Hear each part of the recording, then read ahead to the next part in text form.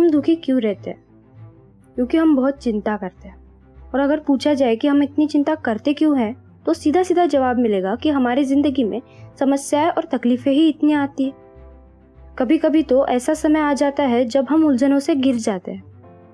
उलझनों से बाहर निकलने का कोई रास्ता दिखाई नहीं देता। अपने भी साथ छोड़ जाते हैं और हम बिल्कुल अकेले पड़ जाते हैं। लेकिन क्या एक ही समस्या के बार बार सोचने से, चिंता करने से वो दूर हो जाती है? बिल्कुल भी नहीं, बल्कि होता बिल्कुल इसके उल्टा है। जो बहुत चिंता करते हैं उनकी समस्या बढ़ जाती है और वो और दुखी हो जाते हैं। और जो हंसकर मुश्किलों का सामना करते हैं वो मुश्किलों को हराकर जीवन में प्रगति करते हैं। तो समस्याओं से डरकर उसकी चिंता में अपना समय बेकार करना छोड़ दो और पूरे आत्मविश्वास और साहस के साथ समस्या का सामना करो। एकांत में खुद से वार्तालाप करने से कई सारे समस्याओं के हल निकल आते हैं। बहुत सारी जटिल समस्याएं सुलझ जाती है, पर भविष्य की ज़्यादा चिंता हमारा वर्तमान खराब कर देती है और हमारी प्रगति को रोक देती है। ऐसे ही एक आदमी था जिसके जीवन में भी बहुत बड़ी समस्या आ गई थी।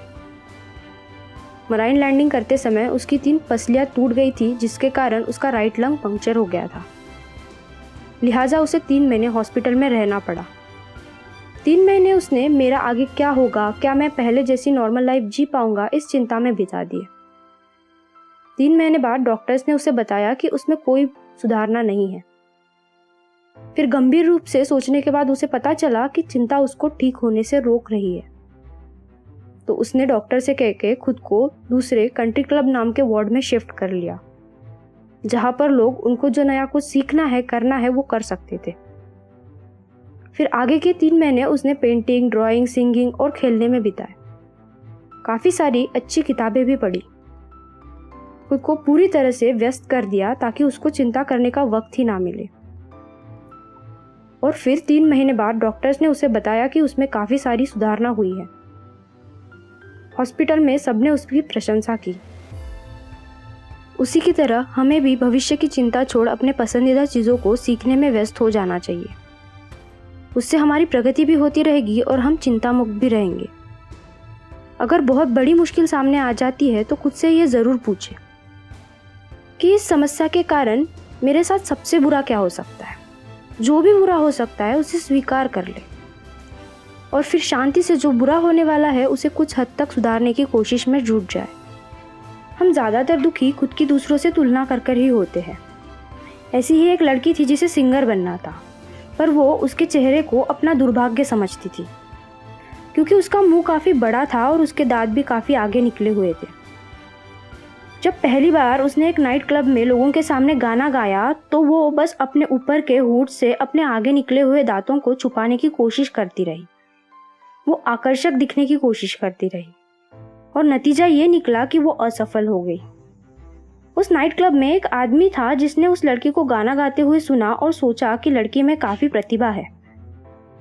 तो उसने जाके लड़की से बात की और उसको बोला, मैं तब से आपका परफॉर्मेंस देख रहा था, आपको शायद आपकी दांतों की वजह से शर्मिंदगी हो रही है। क्या बड़े दांत होना गुनाह है? उन्हें छुपाने की कोशिश मत करो, खुल के गाओ और देखो, लोग तुम्हारा गाना जरूर पसंद करेंगे। आगे जब भी उसने गाना गाया तो पूरा मुंह खुल के गाना गाया और वो एक बड़ी स्टार बन गई। आज लोग उसकी नकल करने की कोशिश करते हैं। तो याद रखो कि धरती पर आपके जैसा दूसरा कोई नहीं है, क्योंकि आप इस दुनिया के लिए एक नया तोहफा है। आप अपने आप में ही सबसे बेहतर है, क्योंकि हर इंसान में अलग हुनर होता है। तो अपने व्यक्तित्व के अध्ययन में लग जाओ, अपने खूबियों का अध्ययन करो और उस पर काम करना शुरू कर दो। यह आपकी प्रगति निश्चित ही करेगा। खुद की दूसरों से तुलना कर चिंता करना बंद कर दो। अगर जीवन में कोई भी समस्या आती है तो डर कर चिंता करने से अच्छा है साहस और आत्मविश्वास के साथ उसका सामना करो। गुजर रही है उम्र पर अभी जीना बाकी है।